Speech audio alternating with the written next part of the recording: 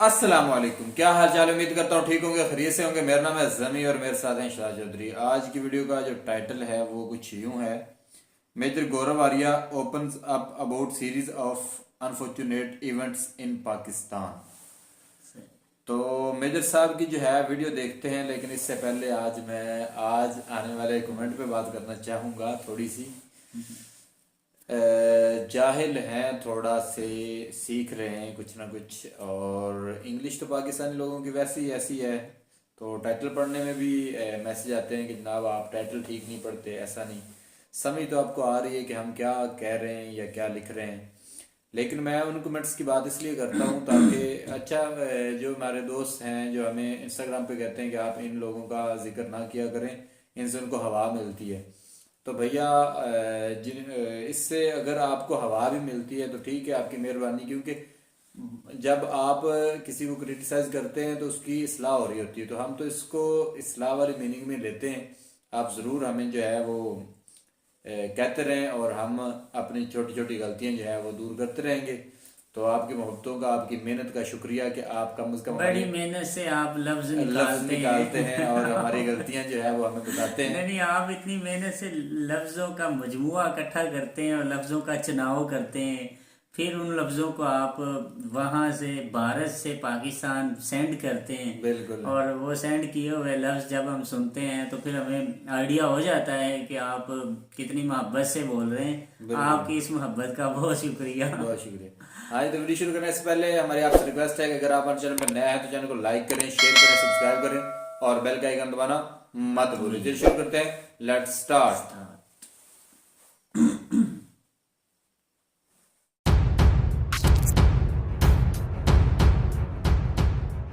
क्या है कि आज की तारीख में टीटीपी खुला अटैक कर रहा है, खुला अटैक कर रहा है। क्वेटा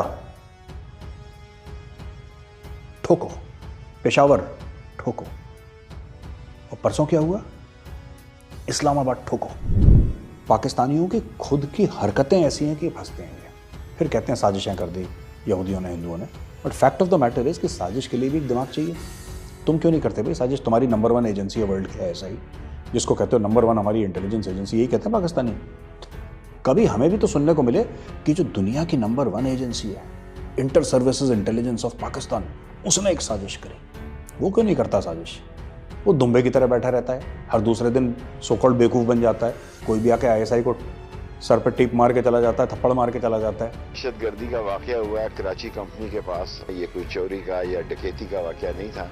एक किस्म का सिग्नल मिला है कि इस्लामाबाद में दहशतगर्दी के वाकयात होना शुरू हो गए हैं, और ये इस साल का पहला वाकया है और हमें बहुत अलर्ट रहने की जरूरत है। जय हिंद दोस्तों, मैं हूं मेजर गौरव आर्या और आप देख रहे हैं डिफेंसिव ऑफेंस। लाइक करिए, सब्सक्राइब करिए, बेल आइकन दबाना बिल्कुल मत भूलिएगा। देखो ऐसा है वैभव, जहां तक मुझे लगता है, मेरा ये अनुमान है कि एस्टैब्लिशमेंट जो है पाकिस्तान की, यानी कि फौज, एस्टैब्लिशमेंट एक दूसरा वर्ड है फौज के लिए। पाकिस्तानी फौज को लगता है कि बस इमरान ने अति कर दिया। इमरान इकॉनमी नहीं संभाल पा रहा, उसकी माफ़ी है। इमरान खान इंटेलेक्चुअली बैंकरप्ट है, उसकी माफ़ी है, राइट? और ऐसे कई जुर्मों की माफ़ी है। लेकिन जो स्ट्रक्चर लेकर पाकिस्तानी आर्मी आई थी, जिस स्ट्रक्चर के हेड इमरान खान नियाजी को बनाया था, द पाकिस्तानी आर्मी और the establishment is getting a bad name because of Imran Khan. लोग अब सड़क पे ये पूछने लगे हैं कि यार तुम लोग लेकर आए थे इसको, इस जाहिल के बच्चे को तुम लोग लेकर आए थे, तुम्हारी भी जिम्मेदारी है। तो पाक फौज को थोड़ा डर लग रहा है। लेकिन अब देखो यार, ऐसा है ना वैभव कि पाकिस्तान तहरीक इंसाफ में इन्वेस्टमेंट तो है यार, ठीक है, तो तख्ता पलट तो इमरान का तय है। मुझे नहीं लगता कि इमरान खान ज़्यादा देर का मेहमान है, लेकिन मुझे ऐसा लगता है कि तहरीक इंसाफ को रखेंगे वो लोग, तहरीक इंसाफ को रखेंगे, लेकिन इमरान खान को ईज आउट करेंगे। अब इसके पहले कि हम देखें कि तहरीक इंसाफ में कौन लाइकली कैंडिडेट्स हैं, उसमें शफकत महमूद साहब भी हैं, उसमें परवेज़ खटक जो उनके इस वक्त डिफेंस मिनिस्टर हैं, शाह महमूद कुरैशी नॉन एग्जिस्टेंट जो उनके एक्सटर्नल अफेयर्स मिनिस्टर हैं, कहीं बाहर नहीं जाते वो, लाहौर से लेकर मुल्तान वही उसी में एक्सटर्नल अफेयर्स मैनेज करते हैं अपने। ये सब कुछ लोग हैं कलाकार। और शाह महमूद कुरैशी का तो बहुत पुराना सपना भी था प्राइम मिनिस्टर बन जाऊँ मैं, या तो चीफ मिनिस्टर पंजाब बन जाऊं या प्राइम मिनिस्टर बन जाऊं, both are equal in Pakistan, ये बन जाऊं। अब वो बन नहीं पाए कुछ दोनों में से, तो उनको ये पकड़ा दिया, he is not interested in the job. बहरहाल देखिए, ऐसा है कि एक ज़माना था जब मियाँ साहब बड़ी गालियाँ देते थे, बाजवा ऐसा है और फैज़ हमीद है, वो उन्होंने भी अपना रेटोरिक नीचे कर दिया। सो पीपल आर क्वाइट, लोग चुप बैठे हैं। लेकिन शाहिद खाकान अब्बासी जैसे भी लोग हैं जो कह रहे हैं कि साहब हम वो एक्सटेंशन देने का रूल ही हम ख़त्म कर देंगे, क्योंकि खेल क्या चल रहा है इसमें, अब लोग किस तरीके से लुभाने की कोशिश कर रहे हैं जनरल बाजवा को। 3 जो कलाकारों के हमने नाम दिए थे, शफकत महमूद जो है, he is a former bureaucrat, right, और तीनों में से शरीफ वही है। इफेक्टिव नहीं है, पॉपुलर नहीं है, पावरफुल नहीं है, लेकिन शरीफ सबसे ज़्यादा वही है, प्लाइबल सबसे ज़्यादा वही है। दूसरी चीज़, शाह महमूद कुरैशी पीर साहब हैं अपने, राइट, और लोटों के बाप। कौन सा ऐसा घाट है जिसका पानी शाह महमूद कुरैशी ने नहीं पिया, राइट। और परवेज़ खटक, वही परवेज़ खटक है जिसने एक हफ्ता पहले इमरान खान को धमकी दी थी नेशनल असेंबली के फ्लोर में कि तुम्हें लेकर आए हैं, बोला था ना कुछ ऐसे ही उसने, तुम्हें लेकर आए, फिर कहा मैं सिगरेट पीने बाहर चला गया, वहाँ पे फ़ोन आ गया होगा उसका कि भैया तुम बोल क्या रहे हो। तो ये लोग हैं। अब ये लोग क्या प्रॉमिस कर रहे हैं आर्मी चीफ को, ये कमर जावेद बाजवा को ये प्रॉमिस कर रहे हैं कि जनाब देखो, आपको आईएसआई चीफ लेके कौन सा ऑर्डिनेंस चाहिए आप बताइए, और आपकी क्या चॉइस है आप बताइए, इट्स डन, इट्स डन। ये 2-3 महीने का ड्रामा नहीं, 48 घंटे के अंदर जो आप कहेंगे हो जाएगा। ये तीनों के तीनों ने प्रॉमिस करा है एस्टेब्लिशमेंट को। आप बताइए आपका हुक्म क्या है। दूसरी चीज, क्या जनरल कमर जावेद बाजवा को 3 साल और का एक्सटेंशन चाहिए? जनाबे वाला आप बताइए, हम आपको फौरन एक्सटेंशन करवाते हैं 48 घंटे के अंदर, कोई दिक्कत नहीं है। Everything in Pakistan is for sale. आप बस हमें पाकिस्तान का प्रधानमंत्री वजीर आजम बना दीजिए, बाकी आपको क्या चाहिए आप बताइए, राइट। यही डील मुझे लगता है नवाज शरीफ भी करने को तैयार है। यही डील थोड़ा सा पीपल्स पार्टी जो है भुट्टो की, वो ऊपर नीचे हो रही है। वैसे बिलावल ने भी काफ़ी एस्टैब्लिशमेंट के गाने गाए हैं बीच में, और एस्टैब्लिशमेंट के गाने गाते आया है बिलावल, लेकिन मुझे नहीं लगता कि पीटीआई को हटाएंगे, क्योंकि बहुत ज़्यादा इन्वेस्ट कर चुके हैं पीटीआई में। अब अगर बाजवा ने ये बोला, जनरल बाजवा ने, कि पीटीआई को ही हटा दो, नून लीग को ले आओ, पीपीपी को ले आओ, तो फिर लोग उनको बोलेंगे कि यार आप लेकर आए थे, अब आप कह रहे हो इनको हटाओ उनको हटाओ। तो वो लोग क्या करेंगे, कू इनसाइड पाकिस्तान तहरीक इंसाफ।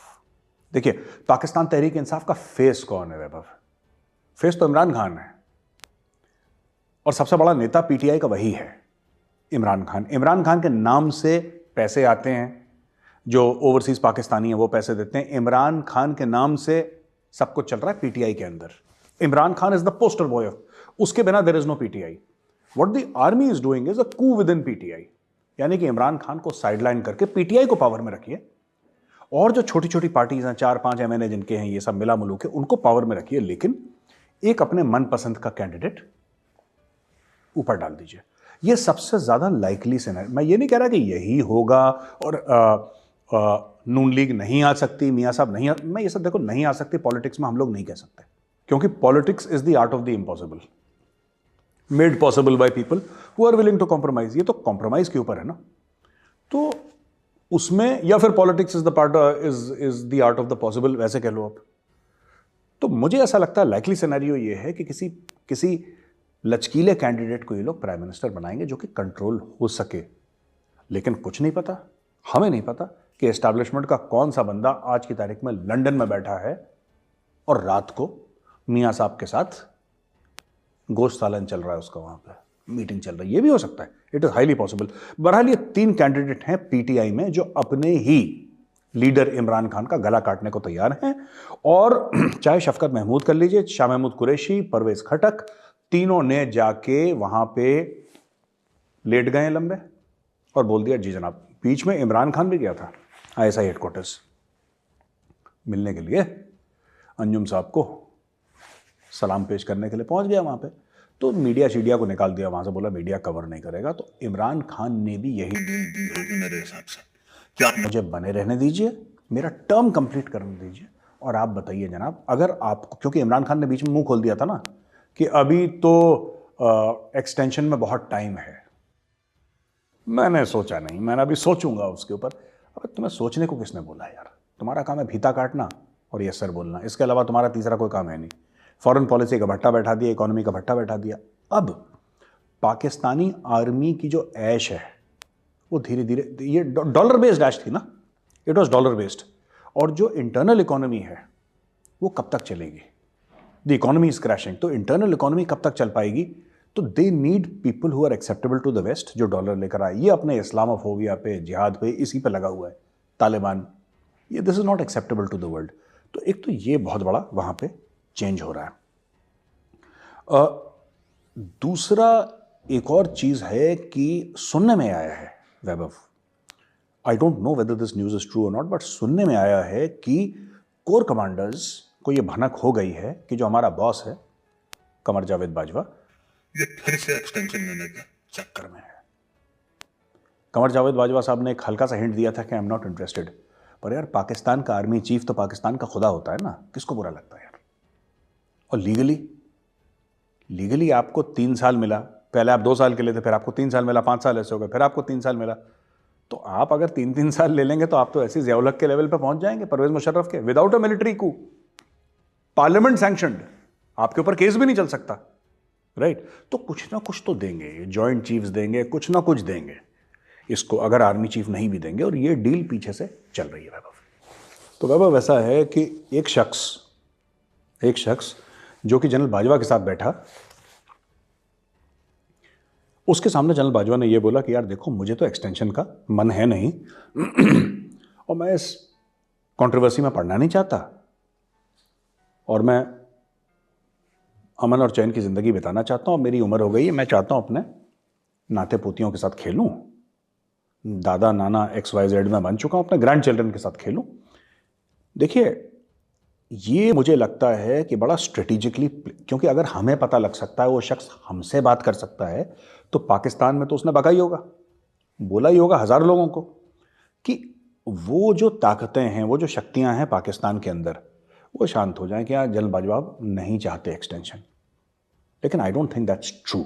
अगर बिना कंट्रोवर्सी के और बिना ज़्यादा मारपीट के, बिना ज़्यादा जद्दोजहद के अगर बाजवा साहब को मिलता है extension, he will grab it. अच्छा, दूसरी तरफ जो इमरान खान ने इख्तिदार में आने के बाद, एक तो ना बावले हो जाते हैं पाकिस्तानी ना, इनको पता नहीं लगता अब करें क्या, they actually start thinking they are god. तो भगवान तो एक ही है पाकिस्तान में आर्मी चीफ। इमरान खान को गलत फहमी हो गई तो उन्होंने डायलॉग मार दिया कि जिस तरीके से हज़रत उमर ने खालिद बिन वलीद को निकाल दिया था, जबकि खालिद बिन वलीद ने एक भी जंग नहीं हारी। बेसिकली कि अगर मैं बाजवा को निकाल दूं, तो जब इस्लामिक हिस्ट्री में एक केस हो चुका है ऐसा कि जहां पे हजरत उमर जो कि खलीफा थे, उन्होंने अपने बेस्ट जनरल खालिद बिन वलीद, वो खालिद बिन वलीद जिसने कोई भी जंग नहीं हारी आज तक, जब उसको निकाल सकता है तो बाजवा कौन है? पहली चीज तो इमरान खान अपने आप को हजरत उमर से मिला रहा है। वो हजरत उमर जिसने ये बोला था कि even if a dog is sleeping hungry, I will be called upon by god to answer on the day of judgement. कोई एक जानवर भी, कुत्ता भी अगर भूखा रहे तो मुझसे मेरा अल्लाह पूछेगा कयामत के दिन कि भाई तू खलीफा था, तूने क्या करा? तेरे राज में एक जानवर भी भूखा कैसे रहा? पूरी पाकिस्तानी कौम भूखी मर रही है, ये आज के हजरत उमर के कान पे जू नहीं रेंग रही जो रियासत मदीना बना रहा है। इतना बड़ा फ्रॉड है इमरान खान। खैर, दूसरी चीज यार, जो बात खालिद बिन वलीद की कहते हैं ना, उनसे मिला रहे हैं खालिद बिन वलीद। देखो, खालिद बिन वलीद तो वॉरियर थे, वो जनरल थे। जनरल बाजवा ने तो कोई जंग नहीं लड़ी, ठीक है? तो इनका आपकी तुलना कैसे कर सकते हैं, आप इनको तोल कैसे सकते हैं? देखिए, खालिद बिन वलीद का तो कोई कॉर्नर प्लॉट भी नहीं था कोई कॉर्नर प्लॉट नहीं था ना, एक घोड़ा था, एक तलवार थी, बस, दैट्स इट। ना उनका कोई फौजी फाउंडेशन था, ना उनके कोई बिजनेस एम्पायर थे। तो जनरल बाजवा को खालिद बिन वलीद से मिलाना, एक वॉरियर खालिद बिन वलीद और एक businessman wearing a uniform. Pakistani army chiefs and generals are basically big shot businessman है, बड़े बिजनेसमैन है, वेयरिंग यूनिफॉर्म। इनका लड़ाई वड़ाई से कोई लेना देना नहीं है। अगर इनका लड़ाई से लेना देना होता तो 370-35 से हटने के बाद ये कश्मीर पर अटैक करते। इन्होंने अटैक नहीं करा। वही ऐड चलती है फौजी फाउंडेशन की, डायपर खरीद लो बच्चों के, रियल एस्टेट खरीद लो, डीएचए बना दिया, यही इनका चलता रहता है। तो मुझे नहीं लगता कि खालिद बिन वलीद के पास कोई डीएचए का कॉर्नर प्लॉट था। मुझे नहीं लगता खालिद बिन वलीद के पास कोई फौजी फाउंडेशन में चेयरमैनशिप थी उनके पास। He was a simple man. 2 जोड़ी कपड़े थे, एक तलवार थी, कलेजा था, जिगरा था, घोड़ा था, बस दैट्स इट। अब उनके साथ, अच्छा ये तो एक कॉमेडी है। दूसरी कॉमेडी की हजरत उमर से अपने आप को मिला रहा है, क्योंकि आफ्टर ऑल रियासत मदीना बना रहा है ना, तो रियासत मदीना के हीरोज भी लेकर आओ, फिर अपनी तुलना उनसे करो, बार बार रिपीट करो कि लोग इस चीज पे विश्वास। ये इमरान खान का बेसिकली फ्रॉड है। This is a fraud perpetrated by Imran Khan Niazi. अब वैभव, पाकिस्तान में एक और गड़बड़ हो रही है, तहरीक तालिबान पाकिस्तान की, और ये कई सालों से चल रही है, लेकिन अब इसने जोर पकड़ लिया। क्या हुआ कि जब 15 अगस्त 2021 यानी कि पिछले साल जब अफगान तालिबान घुसा, पाकिस्तान में बड़ा सेलिब्रेशन हुआ। 3-4 कारण थे। पहली चीज, अब इंडिया निकल जाएगा अफगानिस्तान से। तो जितने भी पाकिस्तानी टीवी एंकर थे बावले हो गए भैया, बावले हो गए। जैसे कि पता नहीं 100% का बोनस मिल रखा होगा, बावले ही हो गए वो लोग। अब तो इंडिया का इन्वेस्टमेंट डूब गया, अब तो ये हो गया, अब तो इंडिया के 3 अरब डॉलर का इन्वेस्टमेंट डूब गया। उनको, जो आदमी 1-1 अरब के लिए भीख मांग रहा है, उसके लिए 3 अरब, तो यार समझो ना उसके लिए क्या है 3 अरब। पाकिस्तान 1 अरब डॉलर के लिए भीख मांग रहा है ना IMF से, उसके लिए 3 अरब डॉलर तो इंडिया के लिए कुछ भी नहीं है। 3 अरब पाकिस्तान के लिए बहुत बड़ी चीज़ है यार। 3 अरब मतलब 2-3 महीना और खाना खा लेंगे। It's a big deal for them. तो क्या हुआ कि इन्होंने टीटीपी के लोग छुड़वाए अफगान तालिबान ने। पाकिस्तान चुपचाप देखता रहा। क्या है कि आज की तारीख में टीटीपी खुला अटैक कर रहा है, खुला अटैक कर रहा है। क्वेटा ठोको, पेशावर ठोको, और परसों क्या हुआ, इस्लामाबाद ठोको। दहशतगर्दी का वाकया हुआ है कराची कंपनी के पास। ये कोई चोरी का या डकैती का वाकया नहीं था। एक किस्म का सिग्नल मिला है कि इस्लामाबाद में दहशतगर्दी के वाकयात होना शुरू हो गए हैं, और ये इस साल का पहला वाकया है, और हमें बहुत अलर्ट रहने की ज़रूरत है। इस्लामाबाद के अंदर तहरीक तालिबान पाकिस्तान घुस गया। यही तो थी स्ट्रेटेजिक डेप्थ जो अफगानिस्तान चाहता था, जो अफगान तालिबान चाहता था। नाउ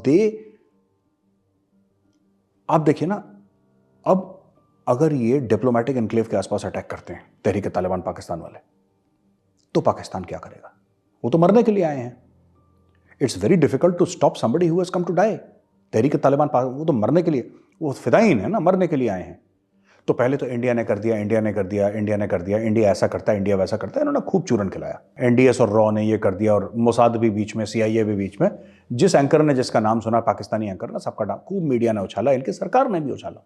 अब तो इंडिया नहीं है वहां पे, अब तो इंडिया नहीं है, क्योंकि इनको आज तक एक बात समझ में नहीं आई। Basically Afghans hate Pakistan. इनको एक छोटी सी बात समझ में नहीं आ रही। It's very simple.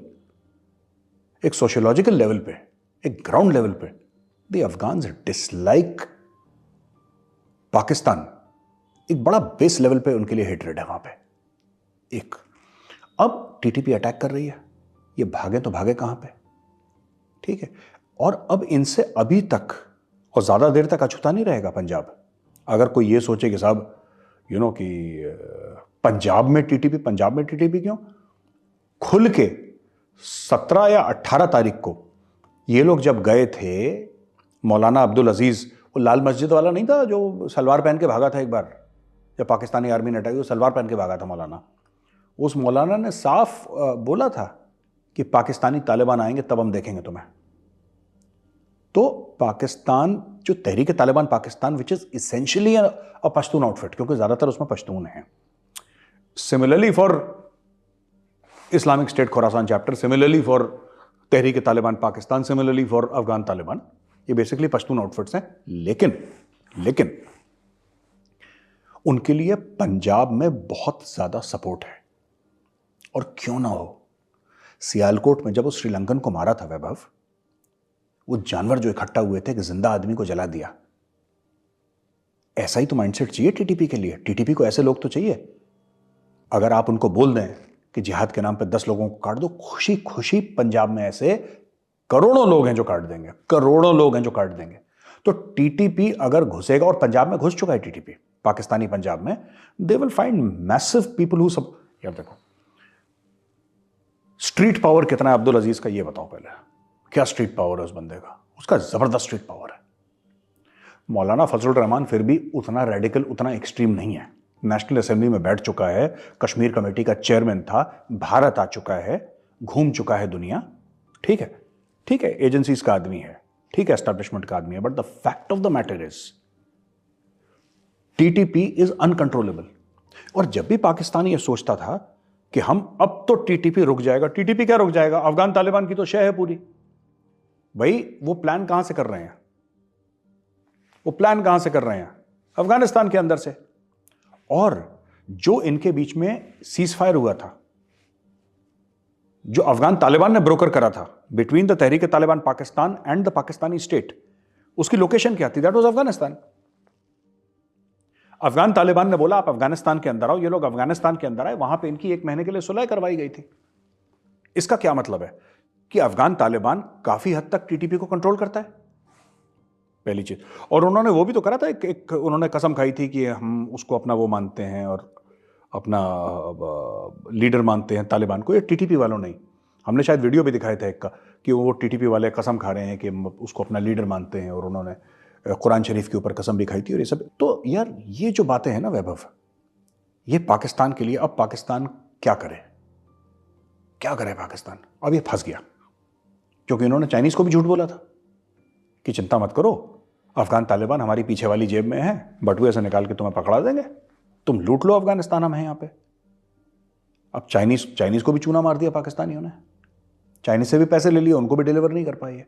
तो यार ये सब चल रहा है। और मैं आपको बता दूं, सीपैक इज डेड। वैभव मैं बता रहा हूं, हमने सोचा नहीं था कि हम इस मामले पर डिस्कस करेंगे, लेकिन क्योंकि रेलेवेंट है इसलिए बोल रहा हूं, सीपैक इज डेड। सीपैक मर चुका है। अब चाइना बहुत ज्यादा अगर पैसे फेंक दे और उसको दोबारा जिंदा कर दे तो कर दे, मुझे नहीं लगता कि सीपैक अब जिंदा हो पाएगा। आखिरी सांसें ले रहा है या खत्म भी हो चुका है सीपैक। झूठ भी बोलते हैं ना पाकिस्तानी बहुत कि सब चल रहा है और दूध और शहद की नदियां। भाई अगर सीपैक इतना कामयाब है और दूध और शहद की नदियां, तो तुम $1-1 अरब के लिए भीख क्यों मांग रहे हो सबसे? भाई हमें ये बताओ ना। सीपैक तो वो था कि लोग फिर पाकिस्तानी पासपोर्ट ढूंढते, पाकिस्तानी शहरियत लेने के लिए आते।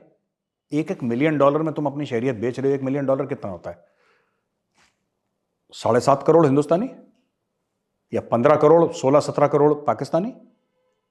17 करोड़ पीकेआर में आप अपनी शहरियत बेच रहे हैं, और फिर आप ये चाहते हैं कि दुनिया ये बिलीव करे, दुनिया ये माने, दुनिया इस पे यकीन करे कि सीपैक बढ़िया चल रहा है और सब कुछ दनादम मस्त कलंदर हो रहा है सीपैक में।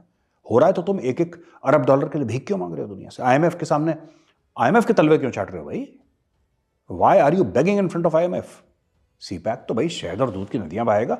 सीपैक चाइनीज, ये सब पहले हिंदुस्तान की साजिश है, हिंदुओं की साजिश है, यहूदियों की साजिश। ये साजिश वाजिश का चूरन खिला के अपने लोगों को, पढ़ाई लिखा वैसे कम है पाकिस्तानी, तो उन्होंने लोगों को, जाहिल लोगों उन्होंने चूरन खिला दिया। मैं वही कह रहा हूँ, देखो बात यह है ना कि जैसा आप कह रहे हो वैभव की $400 अरब का इन्वेस्टमेंट उन्होंने ईरान में करा है, या सोच रहे हैं, एमओयू साइन करा है, कॉन्ट्रैक्ट अभी बनेंगे तब कुछ होगा।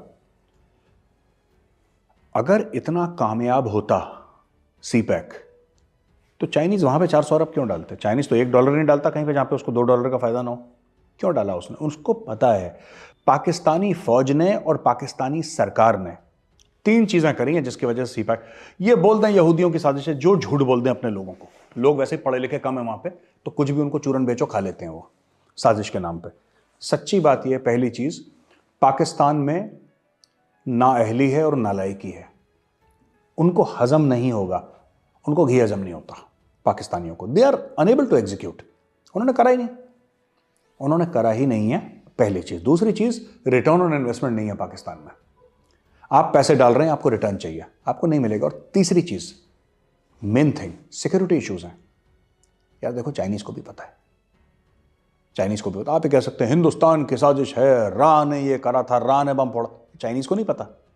चाइनीज की दुनिया भर की सैटेलाइट्स हैं, चाइनीज का इंटेलिजेंस हर जगह फैला हुआ है, उनकी एजेंसीज हैं आईएसआई से 1000 गुना ज्यादा अच्छी और इफेक्टिव, और दुनिया भर में फैली हुई, और दुनिया भर का बजट।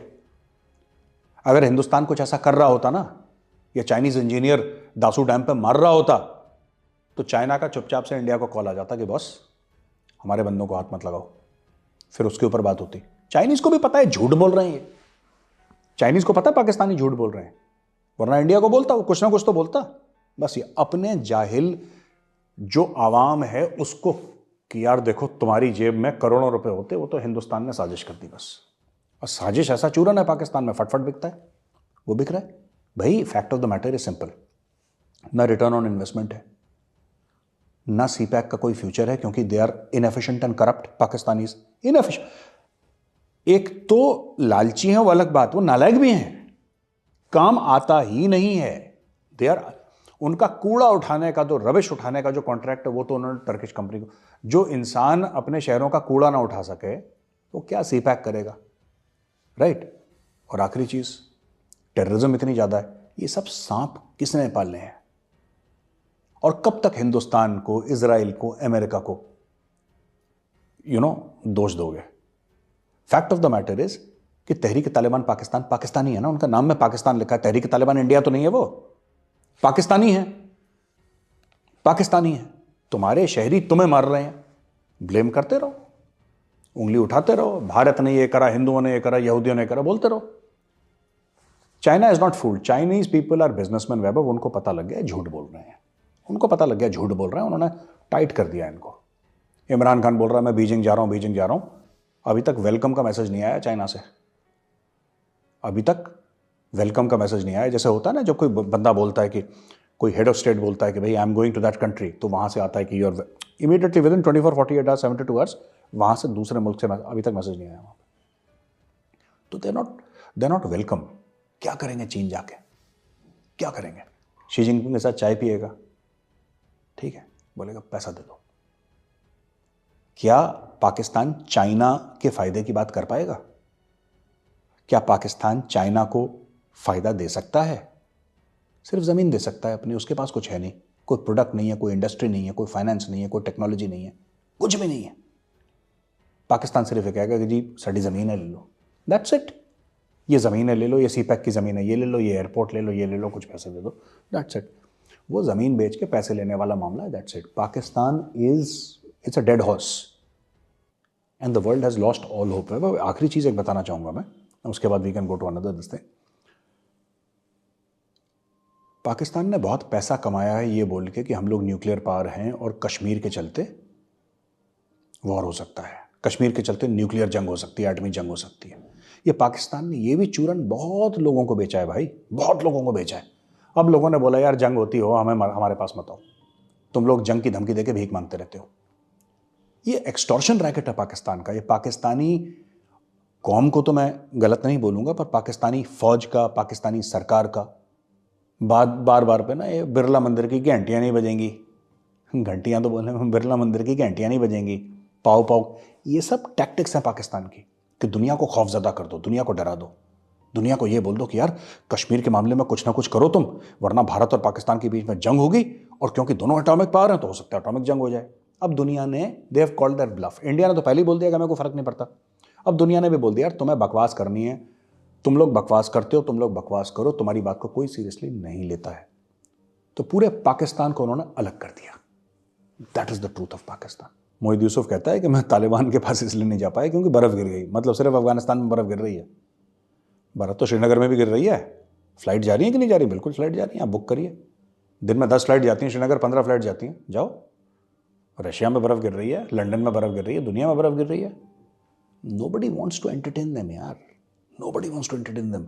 ये लोग देखो, आपने कभी देखा है तालिबान के किसी भी स्पोक्स पर्सन को ये बोलते हुए?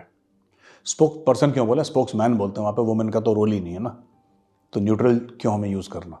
Let's be honest with Taliban at least. Spokesman, he is the spokesman of Taliban. Man ही होगा, वुमेन तो होगा नहीं वहाँ पे।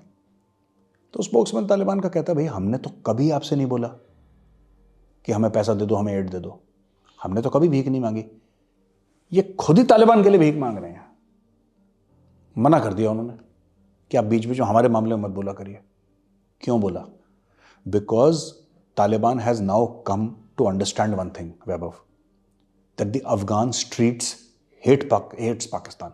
जो अफगान स्ट्रीट है ना, जो आम अफगान है, वो बहुत, जिसको पाकिस्तानी कहते हैं ना शदीद नफरत, वो पाकिस्तानी तो शदीद नफरत करता है। और ये सच है। हमारे मुसलमान भाई, इस्लामिक उम्मा, ये जो भी चूरन बेचें, fact of the matter is जो अफगान है, चाहे वो ताजिक हो, चाहे वो पठान हो, चाहे वो बलोच हो, चाहे वो हज़ारा हो, वो किसी भी कम्युनिटी, किसी भी कास्ट का, किसी भी डिनोमिनेशन का हो, दे हेट पाकिस्तान। और अब ये पाकिस्तान को हेटरेड समझ में आ रहा है कि इतनी नफरत क्यों है। अब धीरे धीरे उनको समझ में आ रहा है, they are unable to understand, Afghans don't like them. अभी कब तक ये बोलेंगे कि भारत ने उनके कान भर रखे हैं? ये कोई ना कोई कभी अपने गिरेबान में झांक के नहीं देखते, और ये हमारे लिए अच्छा है। ये हमें ब्लेम करें, हमें दोष दें, हम पे इल्ज़ाम तराशी करें, ये हमारे लिए अच्छा है। क्योंकि जब तक पाकिस्तान अपने गिरेबान में नहीं झांकेगा और चीज़ें ठीक नहीं करेगा, पाकिस्तान प्रोग्रेस नहीं कर सकता। और वही यहूदी और हिंदुओं की साजिश, अगर यही चूरन बेचना है तो इट्स गुड फॉर अस, हमें को फर्क नहीं पड़ता। यार अहमद वकास गुराया जो है, अपनी एक इंडिपेंडेंट राय रखता है वो आदमी, उसके अपना थॉट प्रोसेस है। उसको मारने के लिए आईएसआई ने 1 लाख पाउंड दिए। 1 लाख पाउंड कहाँ से आए मुझे नहीं पता, बेचा बेचा होगा इन्होंने कोई ज़मीन का टुकड़ा चाइनीज़ को। 1 लाख पाउंड दिए अहमद वकास गुराया को मारने के लिए। तो उसकी पोल पत्री खुल गई इनकी। और ये ब्रिटिश पुलिस ने ये बताया है कि पैसा पाकिस्तानियों के थ्रू आया है, दैट मच इज सर्टन। कौन चाहेगा उसको मारना? गुराया को कौन चाहेगा मारना? जाहिर सी बात है आईएसआई चाहेगा, इंटरेस्टेड पार्टी आईएसआई है इसमें। वैभव, एफएटीएफ की ग्रे लिस्ट में फंसा एक मुल्क, एक ऐसा मुल्क जो एफएटीएफ की ग्रे लिस्ट में फंसा, एक मुल्क जो डॉलर के लिए तरस रहा है, लेकिन अभी भी अपनी हरकतों से बाज नहीं आ रहा। और मुझे ऐसा लगता है कि इंडिया पूरा इस्तेमाल करेगा ये गुराया वाला केस, और इसका भी डॉजियर जो है एफएटीएफ के पास और यूनाइटेड नेशंस के पास आएगा। क्योंकि जिस चंगुल में पाकिस्तान फंसा है, इसको फंसाने की जरूरत नहीं है। ये जो कहते हैं ना इंडिया ने हमें एफएटीएफ में फंसाया है, इंडिया ने नहीं फंसाया। कोई किसी मुल्क को नहीं फंसा सकता यार। कोई आपको और मुझे कैसे फंसा देगा जब तक हम बेवकूफ ना हो? ये खुद ऐसी हरकतें करते हैं। पाकिस्तानियों की खुद की हरकतें ऐसी हैं कि फंसते हैं ये। फिर कहते हैं साजिशें कर दी यहूदियों ने, हिंदुओं ने। But fact of the matter is कि साजिश के लिए भी एक दिमाग चाहिए। तुम क्यों नहीं करते भाई साजिश? तुम्हारी नंबर 1 एजेंसी है वर्ल्ड की आईएसआई, जिसको कहते हो नंबर 1 हमारी इंटेलिजेंस एजेंसी, यही कहते हैं पाकिस्तानी। कभी हमें भी तो सुनने को मिले कि जो दुनिया की नंबर 1 एजेंसी है, inter services intelligence of Pakistan, उसने एक साजिश करी। वो क्यों नहीं करता साजिश? वो दुम्बे की तरह बैठा रहता है, हर दूसरे दिन सोकॉल्ड बेवकूफ़ बन जाता है। कोई भी आके आईएसआई को सर पर टीप मार के चला जाता है, थप्पड़ मार के चला जाता है, छेड़ बन जाता है ना। कोई दुनिया भर की छेड़ बनी है आईएसआई को रोज़ परेशान कर रखे। ये कैसी नंबर 1 है भाई?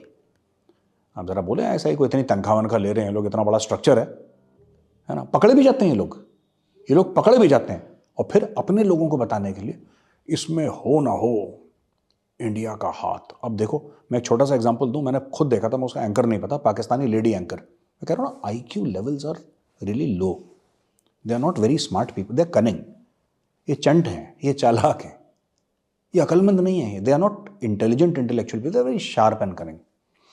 मैं पाकिस्तानी टीवी प्रोग्राम में देखता हूँ रोज़, पाकिस्तानी टीवी यूट्यूब पे लाइव स्ट्रीमिंग होती है ना, वो कह रही है कि हमारे यहाँ पीएसएल में, पीएसएल ही है उनका, पाकिस्तान सुपर लीग, उसमें बाहर के खिलाड़ी क्यों नहीं आ रहे? ये पाकिस्तानी लेडी एंकर है, स्पोर्ट्स की जो एक्सपर्ट है सो कॉल्ड, क्यों नहीं आ रहे पीएसएल में बाहर? ये भारत की साजिश है। क्यों? भारत क्यों साजिश करेगा? क्योंकि जो वर्ल्ड कप में मैच हुआ था उसमें पाकिस्तान ने भारत की फेंटियां लगाई थी, इसलिए। ये दिमाग है इनका, this is there intellectual depth. क्योंकि हमने भारत के विकेट ले लिए और भारत को एक हमने वनडे मैच हरा दिया, इसलिए भारत ने साजिश करी है। अरे लोग तुम्हारे यहां इसलिए नहीं आ रहे क्योंकि तुम्हारे यहां दहशतगर्द हैं और तुम्हारे पास पैसा नहीं है। पैसा फेंको, तमाशा देखो। कौन चाहिए तुम्हें? बताओ कौन चाहिए, बताओ कौन सा सबसे बड़ा प्लेयर है वर्ल्ड में आज की तारीख में? इंडियन तो जाएगा नहीं, खैर कौन सा बड़ा ऑस्ट्रेलिया का प्लेयर है, उसको बोलो कि ये लो $10 मिलियन, आ जाओ पाकिस्तान, 10 बार आएगा। कोरोना, तहरीक तालिबान पाकिस्तान, कुछ नहीं है, कोई फर्क नहीं पड़ता। पैसा फेंको, पैसा है नहीं, करवा सकते नहीं लीग अपनी। स्पॉन्सर्स आर स्पॉन्सर कह रहे हैं कि इसमें पैसा ही नहीं है, लेकिन क्योंकि एक मैच में पाकिस्तान ने भारत की फेंटियां लगाई थी, इसलिए भारत ने साजिश कर। इनके दिमाग को सलूट है यार, इनके दिमाग को सलूट है भाई।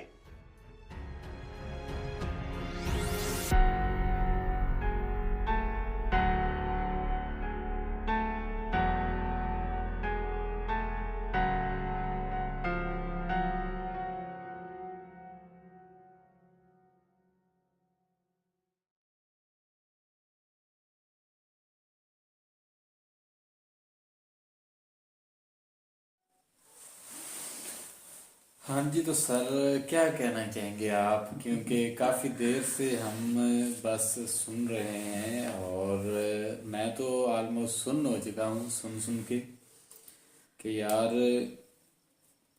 क्या हो गया है हमें।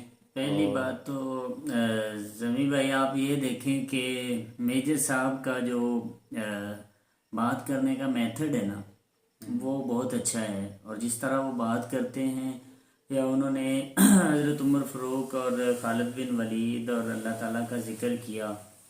और ये अच्छा, एक यहाँ पे एक और बात है। पढ़े लिखे ना पढ़े शख्स लिखे की, देखे ना, पढ़े लिखे शख्स की ये उन्होंने खूबी होती है बात कि हर बंदे को जो भी कहा, लेकिन उन्होंने जो ये चीजें लहजा थी ना, तक नहीं हाँ, बदला। इन मामले में उन्होंने लहजा तक नहीं बदला। और हमारे इधर कुछ व्यूवर्स ऐसे हैं कि वो जब बात सुनते हैं हमारे मुंह से कुछ इस तरह की, तो वो पता नहीं गालियां देने पे आ जाते हैं, कमेंट्स में नहीं, गालियां आप आती हैं बात किसी न किसी करें, की। पता नहीं वो कहाँ से लेकर बात को कहाँ ले जाते हैं। भाई आप भी उस स्कूल में पढ़े ना जहाँ मेजर गौरव आर्या साहब पढ़े हैं, बिल्कुल बिल्कुल। मेहरबानी। और अगर आप नहीं वहाँ पढ़ सके तो हमारी आपसे ये रिक्वेस्ट है, अपने बच्चों को उस स्कूल में ज़रूर पढ़ाइएगा जहाँ ये पढ़े हुए हैं।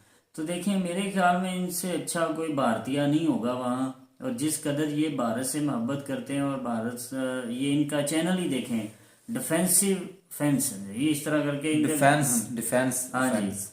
तो ये किस तरह करके डिफेंस किए बैठे हैं और भारत में किस तरह अपना नाम बनाकर बैठे हैं। भारत आर्मी में भी रह चुके हैं, मेजर हैं, रिटायर्ड मेजर हैं।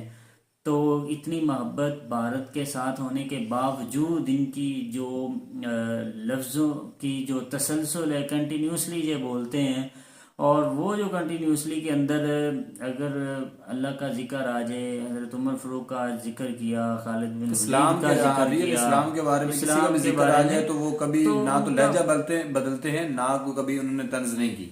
तो आप लोग जब ये बात करते हैं तो भाई हमें बड़ा दुख होता है। तो फिर एक बार फिर ये कहना चाहेंगे कि अगर आपको समझ नहीं आती कि कौन सा लफ्ज़ कहाँ बोलना है, तो काइंडली इनसे ट्यूशन ले लिए, या इनसे ट्यूशन लेकर आप सीख लीजिए। अगर आप नहीं सीख सकते तो अपने बच्चों को ज़रूर इनसे सिखाइए, इन्हें सुनाया करें अपने बच्चों को, इनको सुनाया करें। मेजर साहब की वीडियो अपने घर में चलाएं, अपने बच्चों को बताएं कि भाई इस तरह बोलते हैं और इस तरह डिफेंस रखते हैं। अच्छा, इसके साथ ही एंड पर बोला गया कि अब कहा जा रहा है, ये तो हम अपनी इंसल्ट करते हैं। हमारे जितने भी पाकिस्तानी सोशल मीडिया पर बैठ कर ना इस तरह की गुफ्तगू करते हैं, बेतुके से अल्फाज बोल देते हैं, बेतुकी सी गुफ्तगू कर देते हैं। अब ये कोई बात करने वाली है कि वो आ नहीं रहे सीरिया वाले या कोई भी बाहर का मुल्क का, बाहर की आउट ऑफ कंट्री की टीमें आ नहीं रही PSL में। तो वजह और रीज़न ये बता दी कि वो भारतीय साजिश कर रहे हैं। और साजिश क्या है कि हमने उन्हें एक मैच हराया था। तो ये मेरे ख्याल में तो हमें शर्म आती है ऐसे लोगों पे जो इस तरह की बेतुकी बातें कैमरे के सामने आकर करके, और खुद की भी इंसल्ट करवाते हैं, और साथ पूरी कौम की इंसल्ट पूरी करवाते कौम हैं। की इंसल्ट करवा देते हैं। भाई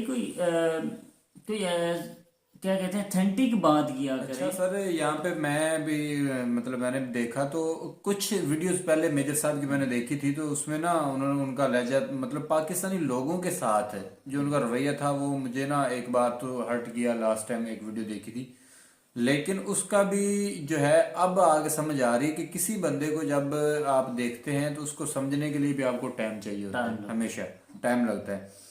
क्योंकि आप एक साइड की बात सुनते हैं, सुन के फिर आप कहते हैं या उसके खिलाफ हो जाना, ये भी मतलब आप समझ आइए कि ये चीज़ हमें नहीं करनी चाहिए। और इस बारे में पहले किसी के बारे में अगर आपने कोई राय इख्तियार करनी है तो उसके बारे में पहले सर्च करें, फिर उसकी बातें सुने और फिर जाके, क्योंकि टाइम लगता है इस बात में, ये नहीं कि एक दो बार एक दो क्लिप्स देख लिए तो सालों साल लग जाते हैं बिल्कुल ऐसे किसी को समझने के लिए। तो मेजर साहब ने यहाँ पे कुछ बातें जो है ना, जो अभी मेरे जहन में है, वो ये कि जब उन्होंने जिक्र किया इस खालिद बिन वलीद वाला या रियासत मदीना वाला स्टार्ट में, उसमें भी उन्होंने वो एक नक्शा जो हमारे पाकिस्तानियों के या मुसलमानों के जहन में भी नहीं आता, वो वाला नक्शा उन्होंने खींचा। क्योंकि यहाँ पे जो उन्होंने बात की वो भूखे कुत्ते वाली, वो बात अब तक इमरान खान ने तो नहीं की। नहीं, अगर ये ऐसी बातें इमरान खान या जितने प्राइम मिनिस्टर साहब हैं या जितने भी आए, हाँ जितने भी ये आए, अगर ये ऐसी अगर बातें करें तो ये तो खुद फंसते हैं। बिल्कुल बिल्कुल लोग ऐसे ही, पहले ही सड़कों पे हैं, तो ये बात करके मजीद लोगों को तो नहीं, आग को बिल्कुल ऐसे ही है। आग को जो है तेल, आग पे तेल फेंकने वाली बात हो जाएगी, लोग कहेंगे। अच्छा, एक इसके अलावा एक और हमने देखा था, वो उसमें भी यही बात हुई थी कि भाई आप भूखों को खाना खिला रहे हैं जी, लंगर खाने खोल रहे हैं, ये वो। लंगर खाने से वही फकीर और भिखारी पैदा होते हैं। आप कुछ उनका हुनर का कुछ करें, उनको कुछ जॉब दें, तो उससे क्या होगा, वो अपने पैरों पे खड़े होंगे। अपने पैरों पे खड़े होंगे तो जाहिर सी बात है, इकॉनमी कब बढ़ती है? इकॉनमी तब बढ़ती है जब माशरे में हर फर्द अपना काम करता है और प्रॉपर तरीके से काम करता है। अब काम करने पे भी यहाँ पे कह लो कि लाख बंदा तैयार है कि मुझे काम मिले, कोई मतलब मैं ये नहीं कह रहा कि सारे लाख 2 लाख ऐसे भी होंगे जो चाहते नहीं कि हम काम करें, लेकिन लाख बंदा तो होगा ना जो चाहता होगा कि मैं काम करूं। उसको भी अगर काम नहीं मिलेगा तो भाई वो क्या करेगा? वो यही करेगा कि कुछ ना कुछ, अब वारदात होती हैं और ये माशरे में बुराइयां फैलती हैं, चोरी हो गई, डाके हो गए, तो वो कहाँ से, वो लोग कहाँ से पैदा होते हैं? वो यहीं से पैदा होते हैं। वो इसी तरह की, या तो वो गुर्बत के मारे होते हैं, या फिर वो स्टडी में इस तरह रह जाते हैं कि मतलब उनको कुछ, उनके पास कोई ऑप्शन नहीं बचता कि वो अब क्या करें, तो फिर वो इस काम को शुरू हो जाते हैं। यहाँ पे ये भी बात मैं मतलब मुझे जो बताई गई उस हवाले से कि योगी जी को यहाँ पे ना बड़ा मतलब कहते हैं कि वो ऐसे हैं, तो बड़ा ये वो मुसलमानों के खिलाफ इस तरह की बातें हमने सुनी थी पहले। लेकिन उनके बारे में बताया कि वो तो डायरेक्ट जो इस तरह का मामलात होते हैं, जो इंडिया में क्राइम रेट है, उन्होंने तो सीधा कम कर दिया है। वो तो मतलब सीधा पकड़ते हैं, पकड़ के कोई केस नहीं, कोई कुछ नहीं, उठाया और उठा के सीधा चल ऊपर। तो यहाँ पे अच्छा, जो छोटी मोटी चोरी करता है उसका घर पकड़ते हैं, पकड़ के नीलाम कर देते हैं। मैं कहता हूँ कि आप छोटे छोटों पे तो यहाँ पे वैसे केस चल जाते हैं, सारा कुछ हो जाता है, जलालत बन जाती है, वो तो नॉट अ बिग डील। क्या कर लेंगे? कुछ नहीं कर सकते। आप यहाँ पे जो मगरमच्छ बैठे हुए हैं, सांप बैठे हुए हैं, आप उन पे अच्छी तरह हाथ डालें। पहली बात तो ये है कि आप इस काबिल ही नहीं कि उन पे हाथ डालें। लास्ट टाइम जरदारी ने बोला था, वो अब भी क्लिप है, एंकर ने सवाल किया, तो वो अच्छा, उनका लहजा मुझे बड़ा पसंद है। वो कभी माइंड नहीं करते, हंस के जवाब देते हैं, कह देते हैं कि ठीक है। नैब की क्या औकात है कि मुझ पे हाथ डाले? अब वो सीधा सीधा टू द चेयरमैन नैब की, चेयरमैन नैब की क्या औकात है कि मुझ पे हाथ डाले? तो भैया, जब यहाँ पे इस तरह के लोग बैठे होंगे या इस तरह की होगी सूरत हाल, तो उन पे कौन हाथ डालेगा? वही मेजर साहब की बात है कि हर बंदा जो है ना, वो सिर्फ अपना बिजनेस चमकाने पे, अपना बिजनेस बढ़ाने पे बैठा हुआ है। उसको कुछ फर्क नहीं पड़ता कि क्या हो रहा है क्या। अच्छा, मेरे साहब ने ये बात की कि वो इन पता को पाकिस्तानी ने या जिसने भी बका है या कहा है, जो भी उनकी थ्योरी थी, या उन्होंने ऐसे बोला, या उनको वाकई किसी ने कहा, या जो भी बात थी, वो ऐसे है कि वो जो हमारे चीफ साहब हैं वो पोतियां पोते खिलाएंगे और नवासियां नवासे खिलाना चाहते हैं, ये वो। लेकिन ये बात उन्होंने मिस कर दी कि वो कहाँ पे, मतलब पाकिस्तान में रह के खिलाएंगे कि उनको मतलब क्या कहते हैं, गेम्स वगैरह, खेल कूद वो करवाएंगे, या फिर वो अपनी जो है सर्विस पूरी की है, अब उनके पास राइट्स हैं और वो जा सकते हैं यहाँ से, पाकिस्तान से कूच कर सकते हैं, फिर जहाँ पे मर्जी जाएं। ये उनका हक बनता है, ये उनका राइट बनता है। तो यार, हमें समझ नहीं आती कि क्या है और क्या नहीं है। मुल्क चल रहा है, मुल्क के लोग उसको क्या कहते हैं कि झेल रहे हैं, बर्दाश्त कर रहे हैं।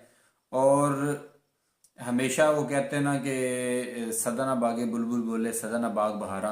सदा ना माँ पे हुस्न जवानी ते सदा ना सोबत यारा। तो हमेशा कुछ भी जो है वो नहीं होता, एक हमेशा जैसा नहीं रहता, हाँ हमेशा एक बदलता जैसा नहीं रहता रहता, है, वक्त बदलता रहता है, बदलता वक्त रहता है। बदलता है। तो उम्मीद की जाती है मेजर साहब की जितनी भी बातें थी वो बहुत बिल्कुल अट्रैक्टिव थी, उन बातों में बड़ा मज़ा था, बड़ा सुरूर था। और मैं अंदर ही अंदर ये सोच रहा था कि मेजर साहब कितने कॉम्पिटेंट बंदे हैं, मेजर साहब को पाकिस्तान का प्राइम मिनिस्टर बन जाना चाहिए। जितना ये पाकिस्तान को लेकर फिक्रमंद हैं कि चाइना क्या कर रहा है और किस तरह करके पाकिस्तान जगह जगह जाके भीख मांग रहा है, तो जाहिर सी बात है फिक्रमंद ही बंदा फिक्र करता है ना। तो इतनी ज़्यादा इनके पास इंफॉर्मेशन और नॉलेज है इनके पास, तो काफ़ी कुछ ये सुधार भी सकते हैं अगर इन जैसे बंदों के पास है किसी मुल्क की, किसी कंट्री की अच्छा यहाँ इकोनॉमी पे हो एक तो। और बात है आपने की कि बन जाए, लेकिन मसला ये है कि एक बंदे के ना, एक बंदा अच्छा होने से कुछ फर्क नहीं पड़ेगा, ये भी बात सुन लो। यहाँ पे आप वो क्या कहते हैं कि इट पुट्टो तो चलो चंगा बंदा निकल आता है, लोग बहुत अच्छे पढ़े हुए हैं बहुत, लेकिन ये बात जो मेजर साहब ने की ना कि जैसे ही इख्तियारात आते हैं ना तब सब कुछ उनका जो भी बदल जाता बदल है। जाता है। तो ये वाली पाकिस्तानी की खसलत जो है ना, ये तो ऊपर वाला तो मतलब जो लेवल है वो तो मिनिस्टर और ये वो सारा कुछ वो तो ऊपर का है, उसको छोड़े। ये तो हम यहाँ पे देखते हैं कि एक एमएलए जो पता नहीं कब से ट्राई कर रहा है कि मैं कब बनूं कब बनूं कब बनूं, एक मौका आता है, एक टाइम आता है कि उसने जदोजहद की होती है और फिर वो बन जाता है, और बनने के बाद भाई वो किसी के हाथ नहीं आता। लास्ट टाइम मैंने एक बात शेयर की थी या शायद नहीं की थी गालिबन, मुझे लग रहा है कि मैंने की थी कि वो एक मुसल्ली कास्ट का बंदा था, मुस्लिम शेख उसको बोलते हैं, और हमारे लिए वो मतलब यहाँ पे वही सीन है आपके यहाँ पे भी, जैसे काम करने वाले जो होते हैं वो कुछ कामे टाइप पंजाब में भी हैं और हर जगह पे होते हैं कि काम करने वाली कास्ट होती। वो बंदा किसी की अगर गाय मर गई, किसी की भैंस मर गई, बकरी मर गई, किसी को वो मर गया, कोई वट एवर, वो वहां पे जाता था, जी चौधरी साहब बड़ा अफसोस हुआ जी, ये हुआ वो हुआ, बड़ा उसने इजहार किया करना। 15 साल उसने ऐसे ही लोगों के दर दर पे जाके, हर कोई ऐसा पूरे हल्के में ऐसा घर नहीं छोड़ा जहाँ पे वो ना गया हो। और एट द एंड क्या हुआ कि इलेक्शन आए, तो उसकी 15 साल में अब उसकी फेस वैल्यू तो जाहिर सी बात इतनी बन चुकी थी, लोग उसको जानते थे, और गरीब मस्कीन सा बन के जाता था ना, तो उसके पल्ले था नहीं कुछ नहीं। बस उसने वो क्या कहते हैं कि जैसे तैसे करके एक जोड़े कपड़े लिए हुए थे, वो हर जगह पहुंच जाता था, हर शादी में हर खुशी गमी में पहुंच जाता था। 15 साल के बाद उसने क्या किया कि अच्छा आज़ाद उम्मीदवार खड़ा होता हूँ तो देखता हूँ क्या इसका नतीजा निकलता है, क्योंकि उससे पहले जितने भी दो पार्टीज थी वो जब भी आते थे काम नहीं करवाते थे और भाग लेते थे, और मुसलसल वही जीत रहे थे। नून लीग से हो गया या फिर पीपी से हो गया, वो आज़ाद बंदा खड़ा हो गया। अब इलेक्शन जीता, इलेक्शन जीतने के बाद 2-3 मंथ गुजरे, लोगों ने कहा अच्छा अब तो मतलब हो गया होगा, उसकी थोड़ी थकावट जो है इलेक्शन वाली वो दूर हो गई होगी। अब जाते हैं उसको कहते हैं कि यार ना जो हमारे सारे जितने भी चौधरी थे उन्होंने कोई काम नहीं करवाया, तो तू बंदा शरीफ तुझे देख के हम लेके आए हैं, तो अब काम करो, ये हमारे मसले हैं। उसके पास गया, उसने कहा कि कौन सा काम भाई, मैं 15 साल तुम्हारे दर पे ठोकरे मैंने ऐसे नहीं खाई, तुम्हारे मतलब फेंके हुए टुकड़े मैंने ऐसे नहीं उठाए कि मैं अब तुम्हारे काम करूंगा। 5 साल उसने पूरे किए, उसने कहा कि अगर मैंने काम किया या ना किया 5 साल के बाद मैं नहीं आने वाला, इसलिए चुप करके मैं खा पी के बैठ जाता हूँ और तुम जानो और तुम्हारा काम जाने। तो ये चीज़ है कि हालांकि वो काम करता तो वो बड़ा अच्छा काम कर सकता था, और इन फ्यूचर अगर नेक्स्ट इलेक्शन हार भी जाता तो कोई बात नहीं, लेकिन लोग उसको याद रखते, उसका नाम जिंदा रहता। तो अब जो है वो इस तरह उसकी जो कहानी है वो बच्चे बच्चे सुन रहे हैं। तो ये वाकई बात है कि लोगों में औकात भूल जाने की जो है ना खसलत है। खसलत पाई जाती है, इसमें कोई शक नहीं है। और मेजर साहब की बाकी जितनी भी बातें थी वो मतलब यार एक पढ़े लिखे इंसान को जैसी बातें करनी चाहिए थी वैसी उन्होंने ज़रूर की, और हमें उनसे काफ़ी कुछ सीखने को मिला। तो मिलेंगे नेक्स्ट वीडियो के साथ, तब तक के लिए हमें दीजिए इजाज़त। अल्लाह हाफ़िज़। अल्लाह हाफिज़।